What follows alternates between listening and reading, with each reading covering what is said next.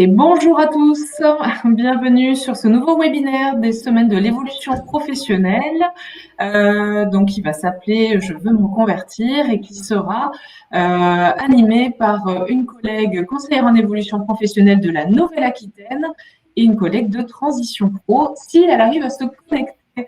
En attendant, nous, on va assurer ça, donc pas de panique, et on vous remercie à tous d'être présents. Quelques petites règles et consignes, mais vous êtes tous aguerris à l'exercice du webinaire. Vous aurez la possibilité de poser vos questions via l'onglet questions et nous vous y répondrons alors au fil de l'eau probablement, et si nous manquons de temps, on le fera en fin de webinaire. Et vous pourrez aussi voter pour les questions qui vous intéressent et les faire remonter en cliquant dessus pour qu'on les mette bien en visibilité. Alors, pour vous expliquer un petit peu dans quel contexte intervient ce webinaire, l'année dernière, nous avons lancé la première semaine de l'évolution professionnelle qui a plutôt bien fonctionné et que nous avons renouvelé et étalé sur 2 semaines. C'est pour ça que les semaines de l'évolution professionnelle sont nées cette année et se tiennent donc depuis avant-hier, le 4 octobre, et continueront jusqu'au vendredi 15. C'est un événement qui est organisé par l'ensemble des opérateurs du Conseil en évolution professionnelle de la métropole et des Drômes, donc le réseau EVA, le groupement Évolution, l'APEC, BGE Guyane, ANTARH Corse, et puis différents partenaires dans les régions qui organisent ces événements comme aujourd'hui, puisque nous aurons la chance d'avoir Transition Pro avec nous. C'est un événement qui est 100% digital, qui est gratuit et accessible à tous. Et comme son nom l'indique, il place l'évolution professionnelle vraiment au cœur d'une programmation de plus de 100 webinaires thématiques, mais je pense que vous avez tous déjà vu la programmation puisque vous êtes là. Pour animer ce webinaire sur le thème de la reconversion, je remercie Julie Dromer de sa présence, donc qui est conseillère en évolution professionnelle à l'association paritaire pour l'évolution professionnelle en Nouvelle-Aquitaine, et Valérie Toulouse, si elle arrive à se connecter, qui est notre collègue de Transition Pro Nouvelle-Aquitaine. Quoi qu'il en soit, les informations, vous les avez qui s'affichent sur le diaporama et vous l'aurez bien sûr en téléchargement par la suite. Donc vous n'êtes pas obligé de prendre trop de notes, vous aurez la possibilité de récupérer le support par la suite. Bonjour Julie. Ah, Julie, on ne t'entend pas, ton micro est coupé. Est-ce que c'est OK? Bonjour Alice et bonjour à tous. Vous m'entendez? Juste pour c'est bon, Julie. C'est OK? Super. Du coup, merci Alice pour ce démarrage. Donc oui, en effet, je suis Julie Dromer, donc je suis conseillère en évolution professionnelle en Nouvelle-Aquitaine.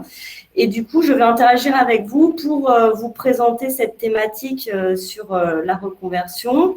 Donc, je vous propose de vous expliquer un peu tout ça sur 4 thématiques que nous allons aborder, notamment faire un point sur l'impact de la crise sanitaire sur les reconversions professionnelles. On va voir ça dans un premier temps. Dans un deuxième temps, on verra les étapes pour élaborer un nouveau projet professionnel. Il y en a plusieurs et on va prendre le temps de décortiquer ce cheminement. Par la suite, je vois que Valérie, ma collègue de Transition Pro, est avec nous. Elle prendra le relais pour vous présenter les dispositifs de la reconversion, les financements et voir en fonction de votre situation. Et ensuite de ça, on finalise par et pour être accompagné au niveau du conseiller en évolution professionnelle et les autres dispositifs éventuellement qui peuvent répondre à vos questions. Du coup, je vous propose de commencer. On va aller directement sur la première information qui est en effet l'impact de la crise sanitaire, puisqu'en effet, vous êtes beaucoup à être connectés, évidemment, de ce qui s'est passé depuis entre 2019 et 2020. Il y a eu quand même un impact par rapport à cette crise économique. Donc, je souhaitais vous apporter quelques chiffres et pour vous dire qu'on avait été tous très touchés par rapport à ce qui s'est passé. Pour vous donner une idée, par exemple, on est plus d'un Français sur 2 en 2019 qui envisageait une reconversion professionnelle. Sur 2020, on peut noter également qu'on a 53% des répondants qui souhaitaient engager une reconversion, qui sont toujours dans cette idée de changer de vie professionnelle. Ce qui nous montre aussi que 60% des actifs à aujourd'hui, par rapport à l'étude qui a été menée, a été quand même affecté par rapport à cette crise sanitaire. Et ce qui fait qu'aujourd'hui, on est encore à 50% des personnes qui souhaitent aujourd'hui engager une reconversion professionnelle. Donc, ça nous montre bien sur ces chiffres-là que l'impact de la crise économique, de la crise sanitaire, a engendré des problématiques qui ont amené cette réflexion de reconversion professionnelle. Et peut-être que vous, cette crise sanitaire a eu aussi un impact et fait qu'aujourd'hui, vous vous posez des questions sur cette reconversion professionnelle. Je vous propose de passer un petit peu sur le mot la reconversion. Qu'est-ce qu'on y met dans le mot reconversion? Donc, on est sur ce qu'on appelle une démarche. C'est une démarche qui vise plutôt à changer de métier ou de statut professionnel. Je vous donne un exemple, une personne qui n'est plus bien sur son poste. On peut parler par exemple d'une personne qui est boulanger, qui aujourd'hui a des années d'expérience en tant que boulanger, ne souhaite plus être boulanger et souhaite par exemple faire un autre métier comme menuisier. Tout cela fait partie de la reconversion. Ça peut être aussi un impact de changer de statut professionnel, puisqu'aujourd'hui, il y a des personnes qui ont des années d'expérience ou pas forcément, qui sont salariés et qui souhaitent peut-être devenir indépendants. Ou l'inverse, on peut avoir aussi des personnes qui sont indépendants, qui ont créé leur entreprise et de par cette crise sanitaire aussi, souhaitent revenir sur un plan et revenir sur du salarial. Voilà. La reconversion, on y vient comment? L'origine, on la positionne sur l'idée de retrouver un emploi. Dans les mots, par exemple, les interventions sur lesquelles j'anime, le mot lassitude dans son travail revient souvent dans cette étape de parcours. Je m'ennuie au travail, le métier que je fais n'a plus de sens. Ou alors, il y a aussi cette émergence qui vient à j'ai envie de faire un métier que j'avais des rêves, j'avais ce rêve, et bien aujourd'hui, j'ai envie de peaufiner ce rêve et peut-être de travailler ce rêve. Et de là, on en vient à essayer de concrétiser un nouveau projet. C'est là qu'on appelle une étape de reconversion professionnelle. Je t'invite à tourner la slide suivante, Alice. Merci. Alors, comme je vous l'évoquais tout à l'heure, on a plusieurs étapes. Alors, ces étapes, on les a constituées à peu près, qui sont sur 9 étapes. Je vous propose juste de prendre le temps de regarder ce cheminement et ensuite, on va décortiquer étape par étape. Donc, globalement, on va avoir une première prise de conscience qui va être sur faire le point sur son parcours professionnel personnel. Dans un deuxième temps, on aura une partie aussi qui constituera à identifier et valoriser ses compétences. Une troisième partie peut être axée sur identifier ses ressources, notamment on parlera de motivation et de vos valeurs aussi. C'est quelque chose qui peut être important et qui revient souvent dans les entretiens, dont on parle souvent des valeurs, mais je reviendrai un peu là-dessus après. On aura également tout ce qui va être sur l'exploration du métier des débouchés, puisqu'on est sur une reconversion, on va souvent axer des démarches pour aller creuser son idée de métier de reconversion. Il y aura également l'impact sur le choix du projet professionnel principal. On parlera d'un plan A, potentiellement d'un plan B également.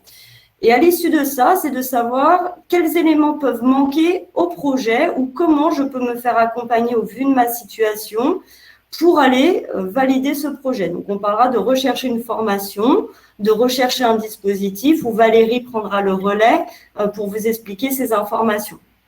On parlera aussi des dispositifs au niveau financement, puisqu'à aujourd'hui, qu'on soit salarié, demandeur d'emploi, on a plusieurs dispositifs qui peuvent vous accompagner dans les financements. On fera le point par rapport à votre situation aujourd'hui pour voir les dispositifs qui peuvent répondre dans un premier temps à cette projection. On aura également le plan d'action. Donc, l'idée, ça va être de mettre un échéancier en place pour pouvoir répondre à vos attentes. Et dans la dernière partie, ce sera évidemment de se positionner sur le marché de l'emploi, aussi bien pour retrouver un poste et un emploi, ou alors éventuellement de travailler et d'accomplir cette création d'entreprise. Je vous propose de passer un peu plus dans le détail. Est-ce qu'on peut avoir la slide suivante? Donc, on va partir sur le point numéro 1, de faire le point sur son parcours. C'est une étape qui est très importante et qui permet de prendre l'impact, et j'appelle ça de prendre du recul sur sa situation, sur son expérience Et également de prendre en compte évidemment l'aspect extra-professionnel, puisque vous, aujourd'hui, vous êtes dans le milieu professionnel, mais vous avez peut-être également des activités extra-professionnelles, aussi bien parce que vous êtes parent avec vos enfants, aussi bien sur la vie du personnel au niveau de vos loisirs. Ça, c'est des éléments qui sont importants à savoir comment vous les matérialisez, qu'est-ce que vous voulez en faire. Parce que peut-être que ce projet-là, on pourra l'amener sur une démarche de reconversion en lien avec des loisirs. L'idée, ce sera aussi de faire un état des lieux sur les capacités et vos compétences extra-professionnelles. Et de ce fait, on amènera sur une réflexion au niveau des champs des possibles. Qu'est-ce que vous aimez? Qu'est-ce que vous n'aimez pas? Dans mes accompagnements, par exemple, je travaille beaucoup sur l'idée de, à aujourd'hui, qu'est-ce que je garderai dans les compétences et dans les métiers que j'ai fait auparavant? Qu'est-ce qui m'anime, qui me plaît? Et par contre, qu'est-ce que j'ai moins aimé? Alors, par exemple, on peut être, j'ai moins aimé l'entreprise, c'est une grosse entreprise. À aujourd'hui, j'ai moins aimé travailler dans une grosse entreprise. J'aimerais plus aller dans une petite entreprise. Donc, c'est intéressant de faire ce premier point d'étape pour savoir ce qu'on aime et ce qu'on n'aime pas.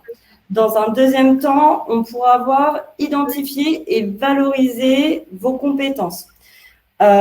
Pour cela, aujourd'hui, ce n'est pas forcément évident d'y mettre des mots sur les compétences. Vous avez tous des compétences en vous, mais on a du mal à les exprimer ou on a du mal simplement à les écrire. Pour cela, dans cette deuxième étape, ce que vous pouvez faire, c'est vous aider ce qu'on appelle des fiches ou des codes ROM. Alors, code C-O-D-E et ROM, R-O-M-E. Et vous tapez l'intitulé de votre métier. Par exemple, si vous tapez code ROM boulanger, puisque j'ai pris cet exemple au tout début, vous allez tomber sur 4 chiffres et une lettre et vous allez avoir une fiche PDF qui va reprendre les compétences de boulanger, les savoir-être, les savoir-faire. Tout cela, ça va vous donner des mots-clés qui vont pouvoir être intéressants à valoriser par rapport à ce qu'on appelle les compétences transférables à un autre métier que vous pouvez mettre en place. Dans la troisième partie, si Alice, tu peux éventuellement passer, merci. Je revenais sur les valeurs. Donc là, on est clairement dessus, sur la motivation et les valeurs. Aujourd'hui, c'est intéressant de mettre sur une échelle de 1 à 10, d'expliquer votre motivation à changer de projet. Pourquoi vous êtes motivé à changer de métier? Qu'est-ce qui vous motive là-dedans? C'est quoi l'objectif, etc. Et ensuite de ça, c'est intéressant de mettre aussi quelles sont vos valeurs à vous, puisque la crise sanitaire, on s'est vraiment reconnecté sur les valeurs. C'est ce que je ressors des entretiens aujourd'hui. Le mot « je ne suis plus connecté avec les valeurs de l'entreprise », par exemple, c'est des mots qui ressortent régulièrement. Donc, ça peut être bien de se dire, bon, bah, moi, quelles sont mes valeurs à moi, de façon à pouvoir être en accord sur la projection du métier ou du débouché professionnel que vous envisagez. Pour vous donner un exemple de valeur, par exemple, on a beaucoup l'entraide, l'appréciation, la considération au travail ressort énormément. Beaucoup de personnes disent « je ne suis pas considérée, mon patron, je manque d'écoute par rapport à ce que je veux faire ». Ça ressort souvent. Donc, c'est intéressant de recentraliser ces valeurs. Sur la partie explorer les métiers, alors ça, c'est la partie aussi qui est très importante à prendre en considération, c'est de se dire, tiens, j'ai potentiellement identifié un métier. Donc là, ça veut dire qu'on a une cible précise, mais peut-être qu'avant ce métier, ça va être un secteur. Prenons l'exemple du social, par exemple. Des personnes qui travaillent dans la dimension infirmière, éducateur spécialisé, des personnes viennent et en général veulent quand même garder ce secteur du social pour pouvoir se reconvertir dans un autre champ. Ce qui va être intéressant dans ces démarches-là, ça va être par exemple d'aller enquêter au niveau du champ professionnel, c'est-à-dire aujourd'hui je ne souhaite plus être infirmière, mais je veux rester sur un domaine au niveau du social. Ça peut être intéressant d'identifier les structures qui sont en adéquation avec ce champ-là, et ensuite d'aller les questionner de par les enquêtes métiers. Donc, c'est ce qu'on indique, donc, approcher la réalité des terrains professionnels réels et actuels. Plus vous allez rencontrer des personnes, plus vous allez mettre un petit peu votre chapeau de Sherlock Holmes et vous allez poser des questions, plus ça va vous aider dans le cheminement de votre projet. La faisabilité du projet va aussi être identifiée sur l'environnement professionnel, sur la formation peut-être. Est-ce qu'il y a besoin d'une formation complémentaire? Au niveau de la sphère du personnel, évidemment, il faudra prendre en considération si votre projet est possible. Je te laisse passer à nouveau sur la prochaine. Donc, sur choisir le projet professionnel principal, donc on est dedans. Donc, on a parlé des compétences, on a parlé de la motivation, on a parlé des valeurs. Les centres d'intérêt rejoignent aussi la sphère du loisir, le fameux extra-professionnel. On a identifié le projet. Ce qui peut être intéressant également, c'est de se dire quel est le plan B. Si jamais ce projet ne peut pas aboutir pour X raisons, comment je travaille mon autre projet? On en vient également sur l'identification de la formation et étudier les financements possibles. En effet, quand on est sur un champ de reconversion, on parle souvent de formation.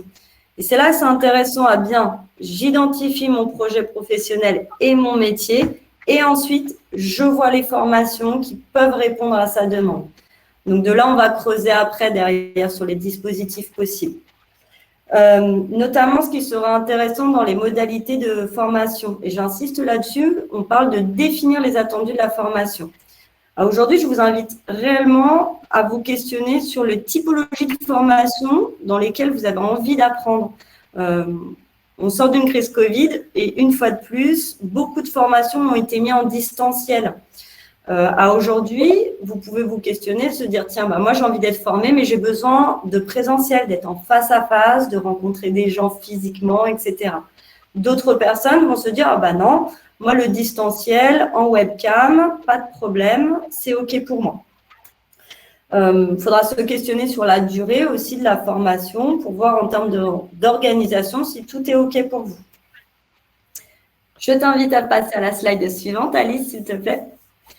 Sur le mettre en place au niveau des actions. Donc là, on a à peu près tout modélisé. Ce qui est intéressant, c'est de mettre enfin cet échéancier en place. Donc, de se dire, tiens, aujourd'hui, on est le 6 octobre.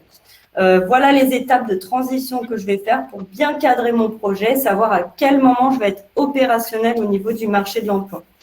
Ce qui nous invite à passer sur la dernière ligne droite du projet, sur se positionner sur le marché de l'emploi, où là, on va évidemment parler de mettre en avant ses compétences et on parle de l'outil que vous connaissez sûrement, c'est au niveau du CV et de la lettre de motivation qu'il faudra mettre en adéquation par rapport au poste que vous visez. Également, aujourd'hui, on est en plein dans l'ère des réseaux sociaux professionnels et c'est vrai qu'aujourd'hui, l'interface au niveau du positionnement du marché passe aussi par le réseau social. Aujourd'hui, vous avez LinkedIn, par exemple, qui est un des réseaux principaux par rapport à ces démarches au niveau du marché de l'emploi. Vous avez aussi Instagram. Après, tout dépendra aussi des champs des métiers et du secteur. Certains secteurs communiquent de manière différente par rapport aux réseaux sociaux. Ensuite, concernant les dispositifs de la reconversion professionnelle, donc, comme on l'a évoqué, on en a plusieurs. À aujourd'hui, il y en a un quand même que tout le monde a accès à partir du moment où vous êtes salarié. C'est le fameux compte personnel de formation qu'on appelle CPF. Donc, c'est un compte qui est alimenté automatiquement chaque année. Ce qui est important, c'est ce compte, il vous appartient à vous et à vous seul. Vous en faites ce que vous voulez en termes de formation, c'est-à-dire que c'est des formations qui peuvent rentrer sur le champ du professionnel, mais aussi bien si personnellement, vous avez envie de vous former pour autre chose. L'alimentation de ce compte, il est fait de manière différente. Si vous êtes salarié, à partir du moment où vous avez un minimum, un mi-temps, vous allez avoir un quota de 500 € par an dans la limite de 5 000 €. Si vous êtes un bénéficiaire au niveau obligation, emploi, travailleurs handicapés ou pour des personnes qui sont salariés non qualifiés, vous avez une majoration de 300 €, ce qui vous fait 800 € par an. Et là, sur le quota, on est sur une limite de 8 000 €. Les formations éligibles, alors vous en avez plusieurs. Ce qu'il faut savoir par rapport aux formations éligibles, Il y en a plusieurs qui ressortent, notamment tout ce qui est accompagnement à la VAE, validation des acquis d'expérience, le certificat CLEA, le bilan de compétences où je vous en parlerai un peu plus tard dans la diapo. Et vous avez également tout ce qui est actions de formation certifiantes qui sont inscrites au RNCP ou répertoire spécifique. À aujourd'hui, sur les financements de formation, vous êtes beaucoup à vouloir solliciter le compte personnel de formation pour notamment mettre des bilans de compétences en place, pour faire un accompagnement conseil sur de la création ou reprise d'entreprise, et également le permis de conduire est aussi une modalité qui accompagne les personnes sur ce dispositif. Il faut savoir, en termes de formation au niveau du compte personnel, vous n'avez pas toutes les formations qui sont éligibles. Pour cela, moi, je vous invite, soit vous allez sur votre compte personnel de formation que vous pouvez créer, qui va être très rapide. On est sur numéro de sécurité sociale et email, et vous aurez accès à votre compte personnel de formation. Soit, si vous rencontrez des difficultés à savoir identifier si la formation elle est au CPF ou pas, au compte personnel de formation, je vous invite à contacter les organismes de formation. Ils pourront vous-même vous accompagner dans la démarche en vous indiquant si oui ou non la formation que vous avez identifiée est référencée au niveau du CPF. Concernant la modalité, donc pareil, on va parler de deux possibilités. Donc, si la formation que vous souhaitez faire, elle se déroule pendant votre temps de travail, il va falloir demander une demande d'autorisation d'absence à votre employeur. S'il la refuse, il peut la refuser sans justification. Donc, bien vérifier par rapport à ça. Au niveau de la prise en charge, vous allez avoir la Caisse des dépôts, donc elle ne finance pas le coût pédagogique. Et ensuite, vous pouvez aussi vous renseigner en tant que salarié pour les abondements. Ils peuvent être possibles dans plusieurs cas. Alors, à voir avec votre employeur, notamment avec l'OPCO, OPCO, potentiellement avec l'assurance maladie également. Si vous êtes demandeur d'emploi, je vous invite à voir avec Pôle emploi également, ou alors avec votre compte professionnel de prévention.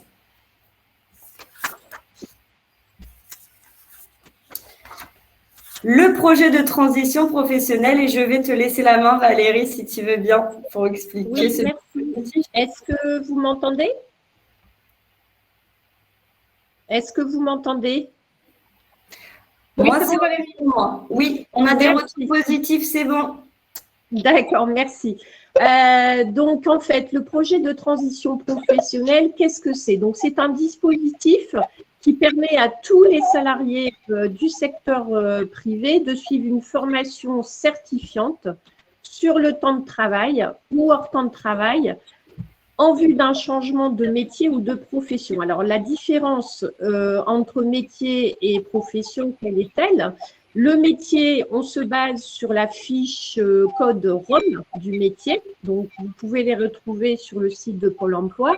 Et la profession, c'est par rapport au code NAF. En fait, par exemple, une profession, je suis pharmacien d'officine. Demain, je veux devenir pharmacien dans un centre hospitalier. Donc là, on est sur du changement de profession. Métier, je suis assistante administrative. Demain, je veux devenir directrice commerciale. Là, on est sur du changement de métier. Alors, il y a des conditions pour accéder à ce dispositif, notamment en termes d'ancienneté. Si vous êtes en CDI, donc il faut avoir 24 mois d'activité salariée, donc 12 mois dans l'entreprise actuelle. Si vous êtes en CDD, donc 24 mois d'activité dans les 5 dernières années, cumulées bien évidemment, dont 4 mois de CDD dans les 12 derniers mois. Ces 4 mois de CDD peuvent être consécutifs ou pas. Je peux avoir fait 1 mois dans telle entreprise, 2 mois plus tard, je peux avoir fait 3 mois de CDD dans une autre entreprise.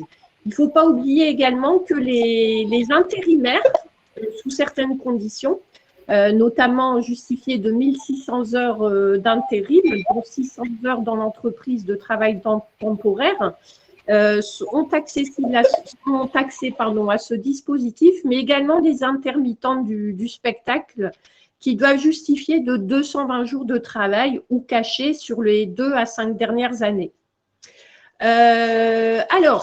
Pour les CDD, juste un petit rappel, si vous êtes en CDD, surtout, votre formation doit débuter au plus tard après la fin du CDD et vous devez déposer votre demande de financement en cours de votre CDD. Donc, c'est important de connaître cette contrainte pour pouvoir anticiper sur votre projet. Sont exclus des 4 mois de CDD tout ce qui concerne les contrats d'alternance, étudiants, contrats d'accompagnement dans l'emploi, les CAE. Il faut viser au niveau de la formation, une formation que l'on appelle certifiante, c'est-à-dire qui est inscrite au répertoire national des certifications professionnelles ou alors qui est inscrite au répertoire spécifique, hormis les habilitations. Répertoire spécifique, par exemple, vous avez celle de mandataire judiciaire. Voilà, c'est un exemple que je vous donne. Slide suivant, merci. Alors, ce dispositif permet une prise en charge du coût de la formation et du coût de la rémunération. Dès lors que votre formation se déroule pendant le temps de travail, il faut que vous demandiez une autorisation d'absence auprès de votre employeur. Donc, elle s'effectue 4 mois avant le début de la formation et votre employeur dispose de 30 jours pour vous répondre. Il peut reporter votre projet, votre demande sous certaines conditions. Cette demande de financement, bien évidemment, elle était à réaliser auprès de Transition Pro de votre région, donc Nouvelle-Aquitaine, pour ceux qui sont en Nouvelle-Aquitaine, et vous avez le site sur la slide. Nous avons une commission paritaire qui se réunit une fois par mois, généralement c'est en début de mois, qui va analyser la pertinence de votre projet selon 3 critères. La cohérence de votre projet, par exemple, est-ce que vous avez bien identifié le métier que vous souhaitez exercer, ses contraintes, ses conditions, est-ce que, par exemple, vous avez effectué une immersion par rapport au métier visé? Ça, c'est jamais négligeable parce qu'entre un métier, enfin l'idée qu'on se fait d'un métier et puis la réalité, parfois il peut y avoir un fossé. Voilà, donc toutes les démarches que vous aurez réalisées avec justement, dans le cadre d'un accompagnement CEP pour la cohérence de votre projet sont les bienvenues. La pertinence du parcours de formation est également étudiée. Est-ce que la formation est cohérente par rapport au métier visé? Est-ce qu'elle est en bloc de compétences? Est-ce que vous avez fait plusieurs recherches au niveau des centres de formation? Bien évidemment, à partir de janvier 2022, il faudra que le centre de formation visé soit Calliope. Ensuite, également étudier les perspectives d'emploi à l'issue de la formation. C'est-à-dire, est-ce que vous avez regardé par rapport à votre bassin d'emploi s'il y a des emplois qui vous correspondent, quel type de contrat, quels sont les recruteurs potentiels autour de chez vous, quelle est votre mobilité également, ça c'est aussi un aspect à étudier dans le cadre de ces perspectives d'emploi. Slide suivant. Donc, je vais aborder maintenant un autre dispositif qui est le dispositif démission-reconversion. Donc, ce dispositif est accessible à tous les salariés du secteur privé qui sont en CDI ayant au moins 5 ans d'activité salariés dans une ou plusieurs entreprises. Donc, ça leur permet d'accéder à l'assurance chômage quand ils démissionnent pour réaliser un projet soit de reconversion avec une formation qui sera certifiante ou non, soit dans le cadre d'un projet de création ou de reprise d'entreprise, il peut y avoir également un projet de formation associé ou pas. Je reviens juste, je fais un petit zoom sur les 5 ans d'activité. Soyez vigilants de bien vérifier si vous avez ces 5 ans d'activité auprès de Pôle emploi, donc via leur site. Parce que, par exemple, si vous avez 1 ou 2 jours sur ces 5 ans où vous n'avez pas eu d'activité, peut-être que vous ne serez pas éligible à ce dispositif. Donc, en amont, bien vérifier vos 5 ans d'expérience salariée continue. Et c'est justement l'objet de l'étape 1, puisqu'il y a 5 étapes dans ce dispositif. Donc, cette première étape 1, vérifier ses conditions d'ancienneté. La deuxième étape, c'est rencontrer un conseiller en évolution professionnelle qui va vous accompagner dans l'élaboration de votre projet, dans la co-construction de votre projet, mais également aussi et surtout afin de sécuriser votre parcours, votre projet. Et ça, il faut le rencontrer obligatoirement avant la démission.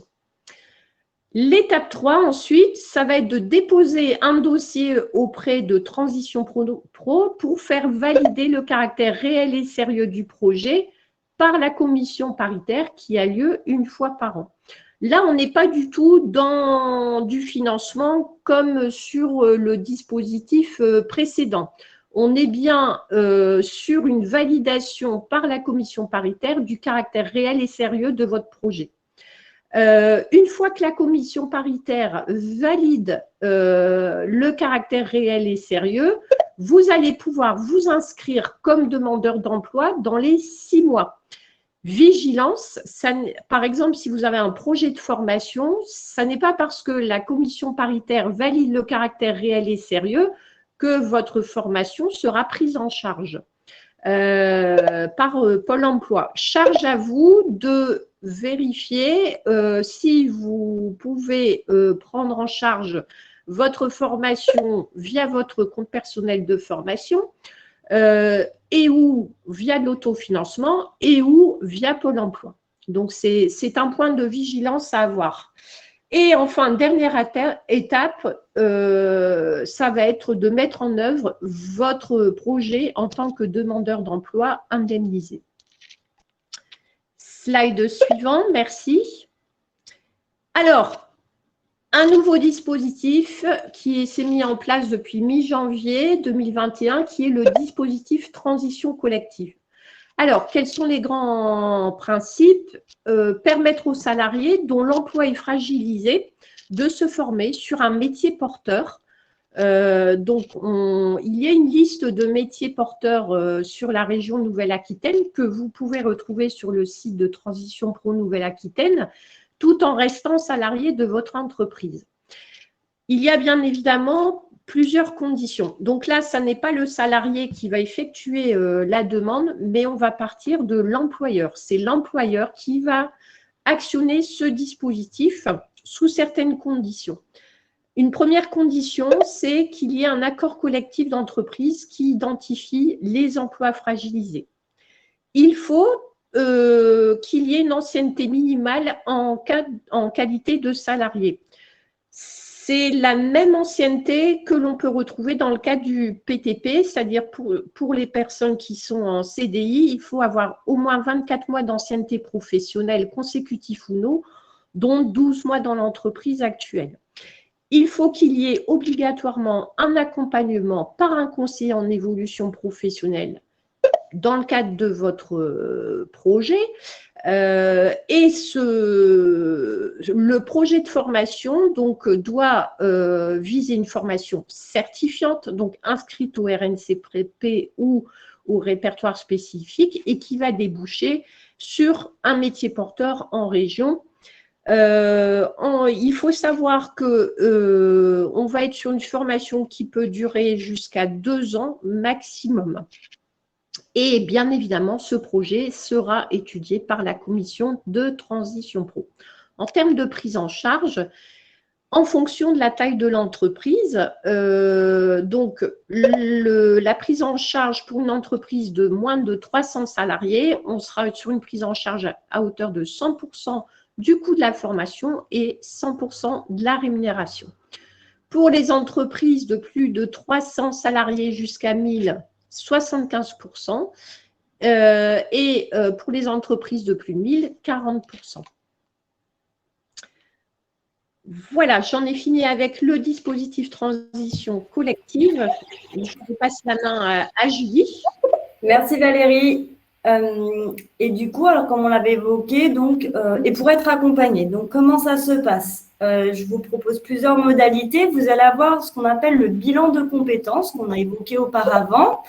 Le bilan de compétences, il est modélisé comment? Donc, on est sur une moyenne de 24 heures d'accompagnement. On est sur un delta de 3 mois à peu près pour faire l'ensemble de ce bilan. L'idée de ce bilan, c'est de faire le point pour approfondir sur soi-même au niveau de vos compétences, de vos intérêts, également de vos aspirations, en termes de personnalité aussi, de savoir comment vous fonctionnez et en termes de motivation. On est sur une base, en fait, pour approfondir une meilleure connaissance de vous-même par rapport à ça et également ouvrir le champ des possibles sur l'environnement et définir aussi votre projet professionnel.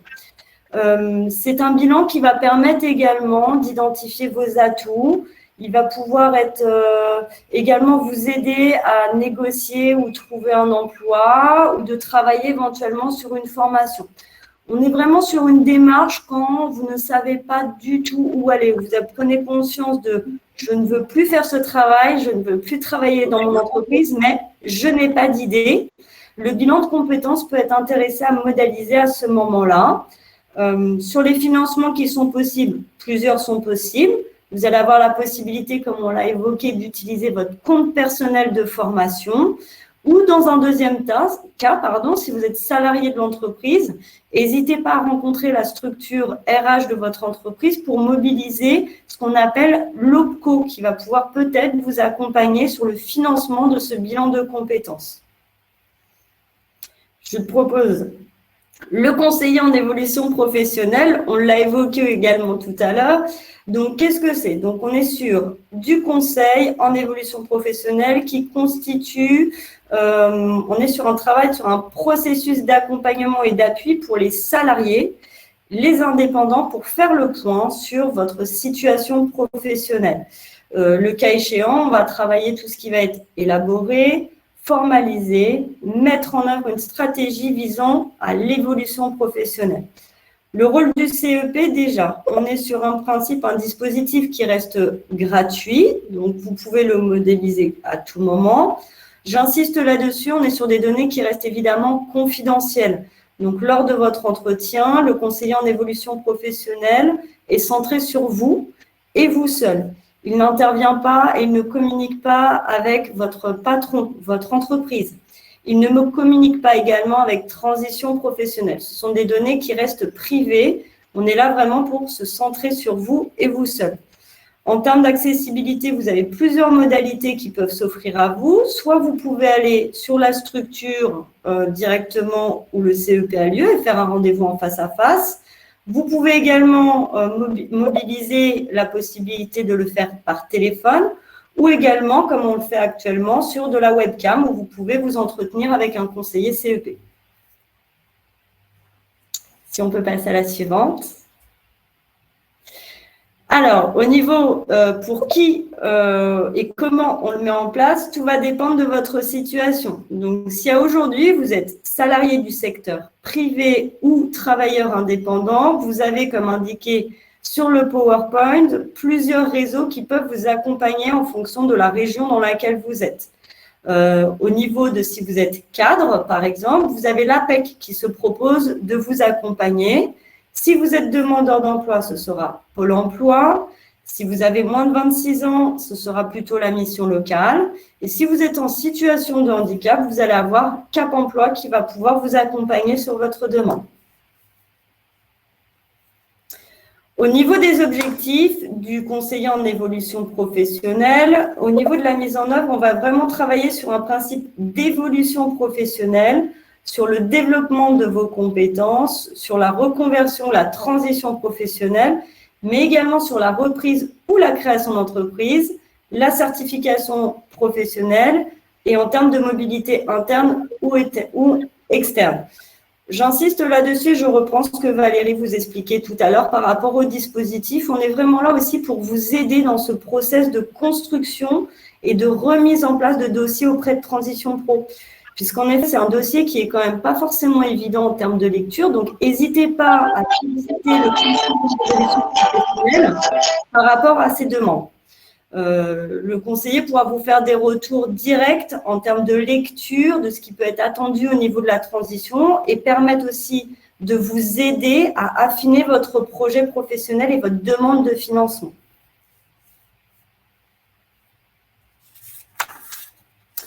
Au niveau des démarches, alors comment vous pouvez prendre rendez-vous? Merci. Alors, sur le comment on le mobilise, donc du coup, vous exprimez tout simplement votre demande et votre besoin.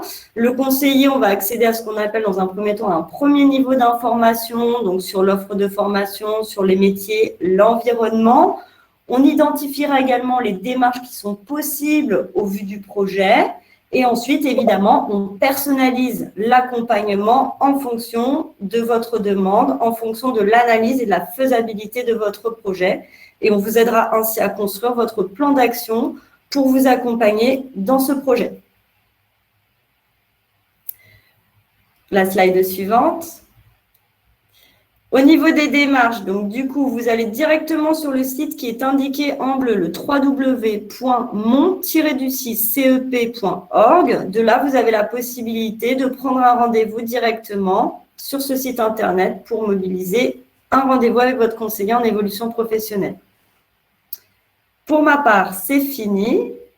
Merci beaucoup de votre écoute et je propose qu'on passe éventuellement aux questions. Vous avez été plusieurs à en poser, j'en ai vu quelques-unes.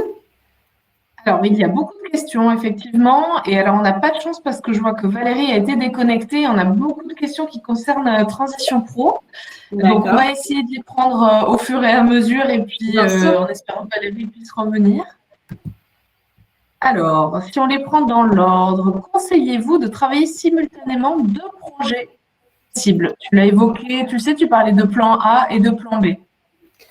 Alors, ça peut être intéressant. Tout est une question de personnalité et d'analyse qui viendra de vous. Il y a des personnes, elles ont vraiment besoin de faire un projet par un projet, de voir le champ des possibles. Il y a des personnes, elles peuvent travailler deux projets en parallèle et ensuite, elles font un croisement au niveau des données et elles verront lequel peut être le plus intéressant. J'espère que ça répond à la question. Je pense que tu y as répondu. Est-ce que, concernant le CPF, on a parlé de majoration. Tu as parlé de majoration, tu sais, 800 € par an pour les personnes qui sont les moins qualifiées. Est-ce qu'une RQTH vaut pour majorer le CPF? Alors, je pense qu'on l'aura sur la partie au niveau des modalités qu'on a vues en avant sur le slide d'avant du CPF, Alice. Concernant la RQTH, à vérifier. Peut-être, Valérie, peux-tu reprendre le relais par rapport à cette question sur le CPF?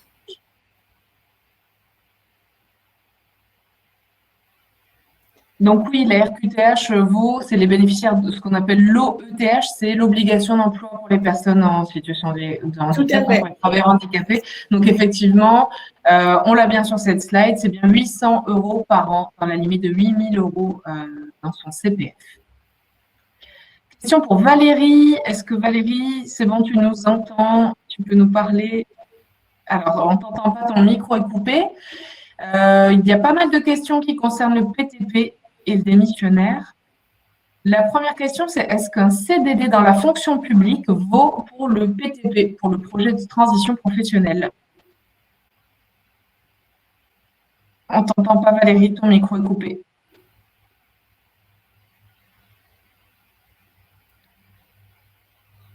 Il fonctionne. C'est bon. C'est OK. C'est bon? Pardon.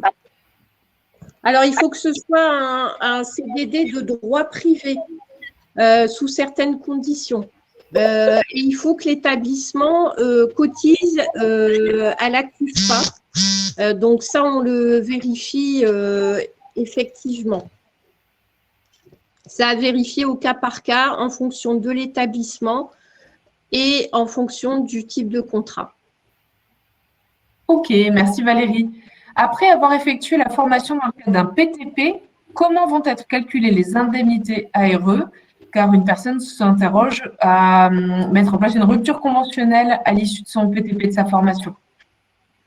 Alors là, je ne suis pas habilitée pour répondre sur cette question, hein, puisque tout ce qui concerne indemnité Pôle emploi, il faut vraiment vous rapprocher de Pôle emploi.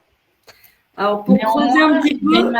Il y a un maintien de salaire, donc je pense qu'il faut rassurer peut-être là-dessus, Valérie, sur le fait que l'ancienneté sera prise en compte pendant le PTP. Alors, j'ai peut-être pas bien compris la question. J'ai cru comprendre qu'on était dans le cadre d'une rupture conventionnelle, une question sur les ARE, mais voilà. Il faut savoir que dans le cadre d'un PTP, au niveau de la rémunération, on prend en charge le salaire brut, charges sociales et patronales. Et s'il y a eu des primes, si l'employeur déclare certaines primes, on les prend également en charge dans le cadre d'un projet de transition professionnelle pendant votre formation. Pour la suite, pour vous aider sur le calcul de vos ARE, ce que vous pouvez faire, vous avez accès au simulateur de fin de contrat sur le site de Pôle emploi où vous pouvez déjà avoir un état des lieux du calcul des aides au retour à l'emploi. Les missions intérimaires sont-elles comptabilisées, Valérie, pour le PTP? Alors, les missions intérimaires, donc il faut justifier de 1600 heures d'intérim, dont 600 heures dans l'entreprise de travail temporaire ou le groupe d'entreprises de travail temporaire. Il faut savoir que l'ancienneté, elle s'apprécie toute mission confondue sur une période de 18 mois à la date de départ en formation. Et tout comme dans le cadre d'un dispositif CDD, il faut que vous déposiez votre dossier au plus tard 4 mois après le dernier contrat et la formation doit débuter au plus tard 6 mois après la fin du dernier contrat. Merci Valérie. Question sur l'autorisation d'absence, rémunérée ou non? On l'a un peu dit tout à l'heure. Alors, l'autorisation d'absence rémunérée ou non, c'est-à-dire, je ne comprends pas trop, c'est-à-dire à partir du moment où vous faites une demande de projet de transition pro, donc une demande d'autorisation d'absence pour effectuer une formation pendant le temps de travail, si votre employeur accepte, il y aura une prise en charge de votre rémunération pendant la formation et si votre dossier est accepté par la commission paritaire. En revanche, vous pouvez très bien faire une demande de projet de transition pro hors temps de travail. Donc, si c'est hors temps de travail, donc ça peut être poursuivre une formation le soir, le week-end, à distance, peu importe, hors temps de travail. Là, il n'y aura pas d'autorisation d'absence à formuler auprès de son employeur. Votre employeur ne sera pas informé que vous faites une formation puisque c'est hors temps de travail. Mais effectivement, il faudra faire une demande de financement auprès de Transition Pro Nouvelle-Aquitaine. Et là, il n'y aura pas de prise en charge de salaire puisqu'on est sur du hors temps de travail. Et les salariés en cours de préavis de départ, licenciement ou rupture conventionnelle? Alors, il faut obligatoirement être salarié pour effectuer une demande de projet transition pro. Après, pour ceux qui sont sur du licenciement économique, vous avez d'autres dispositifs dispositif, à vérifier auprès de Pôle emploi. Effectivement, quelqu'un qui est en rupture de contrat, il ne faudra pas nécessairement qu'il aille sur un projet de transition pro. Il y a d'autres dispositifs pour cela.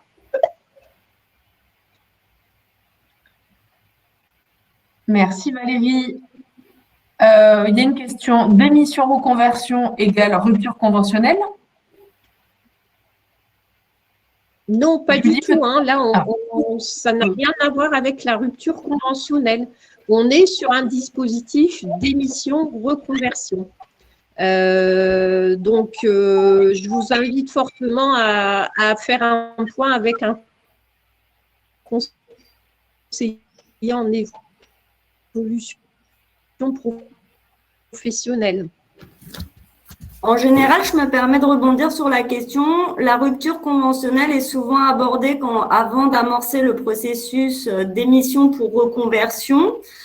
Il est intéressant de savoir si la rupture conventionnelle a été engagée avec l'entreprise ou non. Pourquoi? Parce que la rupture conventionnelle vous permet directement, en fonction du calcul évidemment, d'avoir un accès aux indemnités au niveau du chômage. Dans le processus démissionnaire, vous avez quand même c'est un peu le dernier recours possible pour quitter l'entreprise et pour pouvoir souvent demander les ARE, le dispositif. Alors, à nouveau une question sur le PTP. L'employeur peut refuser un PTP. Je croyais qu'il ne pouvait refuser qu'une fois. Alors, on n'est pas sur du refus, on est sur du report, d'accord? Attention à la sémantique, ça n'est pas du tout la même chose.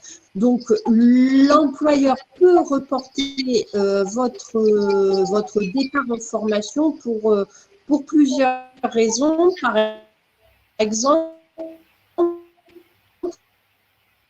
il y a dans certaines entreprises plusieurs salariés qui sont déjà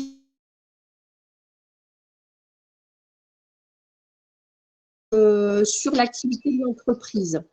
Donc, voilà au niveau du report.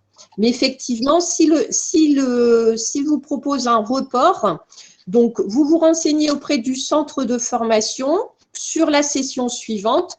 Et là, votre employeur vous accordera l'autorisation d'absence.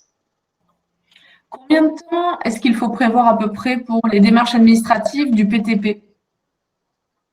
Alors, honnêtement, il faut vraiment que vous anticipiez. C'est-à-dire que n'oubliez pas, l'autorisation d'absence, c'est 4 mois avant le début de la formation. Mais 4 mois, c'est vraiment minimum. Je conseillerais plutôt de la faire déjà 6 mois avant. Ça suppose, 6 mois avant le début de la formation, cela suppose qu'avant le 6 mois, vous ayez déjà travaillé sur votre projet, trouvé la formation qui convienne au métier, qui correspondent au métier visé, que vous ayez fait au préalable un positionnement au centre de formation pour vérifier si effectivement il peut y avoir une réduction de parcours, si vous avez les prérequis pour accéder à la formation.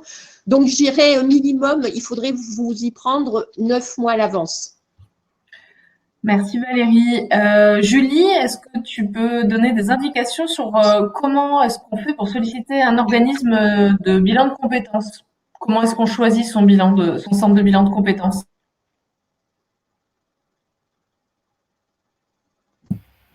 Alors, pour choisir un bilan de compétences, vous avez plusieurs possibilités. Vous tapez sur Internet « bilan de compétences » en fonction du lieu où vous allez trouver les organismes de formation. Le choix d'un bilan, moi j'insiste, on est un peu sur quand même un coup de cœur avec la personne qui va vous accompagner. Donc, c'est intéressant de prendre le pouls, de rencontrer plusieurs organismes qui proposent le bilan pour qu'ils vous expliquent les modalités d'accompagnement, de comment, au vu de ce que vous y mettez comme demande, ils vont pouvoir vous accompagner. Et ensuite, vous choisissez la personne avec qui vous vous sentez le plus à l'aise, puisque vous êtes quand même sur 24 heures d'accompagnement, donc c'est bien de vous sentir à l'aise avec la personne qui va vous accompagner et en confiance. Beaucoup d'organismes au niveau du national sont identifiés au niveau du bilan de compétences. Merci Julie. Est-ce pertinent de se faire accompagner par un coach de l'APEC et par un CEP? Alors, j'ai vu la question et je la trouve intéressante. J'aurais voulu creuser sur le mot coach. Est-il défini comme coach de développement personnel ou est-ce que c'est une personne qui est conseillée en évolution professionnelle à l'APEC? Alors, je vais essayer de répondre à cette question par rapport au niveau du coaching ou des personnes qui sont accompagnées sur le plan psychologique avec un psychologue, par exemple. Tout dépend de l'objectif que vous travaillez avec le professionnel. Ça, c'est à mettre après en accord. Vous pouvez aussi avoir ce temps d'échange avec un conseiller en évolution professionnelle pour savoir sur quel champ vous travaillez. Mais en tout cas, ce qui est sûr, c'est que si la personne, c'est une personne qui est conseillère en évolution professionnelle à l'APEC, vous ne pourrez pas travailler avec deux personnes qui sont conseillées en évolution professionnelle où il faudra faire à ce moment-là un relais de dossier pour être accompagné avec une autre personne. Je pense que c'est ça en termes de démarche, Alice. Oui, c'est ça. En fait, c'est un opérateur CEP par personne, on va dire ça comme ça. Donc, on ne peut pas être suivi à la fois par le réseau EVA, par exemple, en Nouvelle-Aquitaine, et par l'APEC. C'est soit l'un, soit l'autre. Je vais prendre la question suivante et je vais y répondre. Donc, on parle de l'entretien professionnel obligatoire pour les salariés en activité ou l'entretien d'évolution professionnelle. Ces sujets font-ils partie des thèmes obligatoires à aborder lors de l'entretien? Et effectivement, il y a maintenant un entretien obligatoire tous les 2 ans avec un bilan à 6 ans. Et parmi les thèmes que l'employeur doit forcément aborder avec son salarié, il va y avoir le conseil en évolution professionnelle, le compte personnel de formation et la VAE, la validation des acquis de l'expérience, on l'a un petit peu évoqué. Ça fait partie des thèmes obligatoires. Et il faut savoir que le conseiller en évolution professionnelle peut tout à fait accompagner les salariés en amont de leurs entretiens professionnels pour les préparer ensemble, de manière à ce que quand le salarié se présente auprès de son employeur, finalement, il puisse présenter des choses bien construites, ou on peut intervenir a posteriori de l'entretien professionnel et accompagner les personnes dans la mise en œuvre de projets qui auraient été évoqués au cours de l'entretien professionnel. Question sur le démission reconversion. Est-ce que les 5 ans d'activité requis pour la démission indemnisée pour reconversion pro doivent être continus?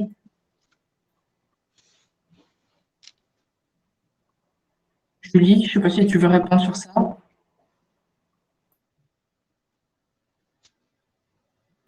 Julie, on ne t'entend pas. Ton micro est coupé. Je reprends. Donc, concernant les 5 ans continus, oui, il faut que ce soit 5 années. En continu, vous pouvez peut-être avoir un delta et je prends, attention des pincettes, de 1 à 2 jours de rupture entre 2 contrats. Ce que vous pouvez faire, et c'est la première des démarches à faire, c'est d'aller sur le site le www.démission-reconversion.gouv.fr. Vous allez avoir les étapes d'accompagnement pour voir l'éligibilité. Donc, vous pourrez renseigner via le simulateur de Pôle emploi, de vérifier en fonction de si vous avez eu des coupures de contrat, d'indiquer ces données, soyez très précis dans les dates. Et à ce moment-là, le simulateur pourra vous dire si au vu des éléments que vous indiquez, vous êtes éligible ou non. Et ensuite de ça, vous retravaillez le projet avec votre conseiller en évolution professionnelle. Merci Julie. Les formations organisées par l'employeur entraînent-elles une perte de droit du CPF? Alors, tout dépendra en termes de formation, comment elles sont modélisées, ces formations. Si c'est des formations qui sont faites par l'entreprise, par exemple, évoluer sur un métier propre au poste que vous avez actuellement, c'est des formations qui sont organisées par l'entreprise. Donc, de là, on ne va pas aller vous demander d'utiliser votre CPF. C'est une organisation interne à l'entreprise. Alors, il nous reste peu de temps puisqu'on a déjà un peu débordé et je vois qu'il y a beaucoup de questions.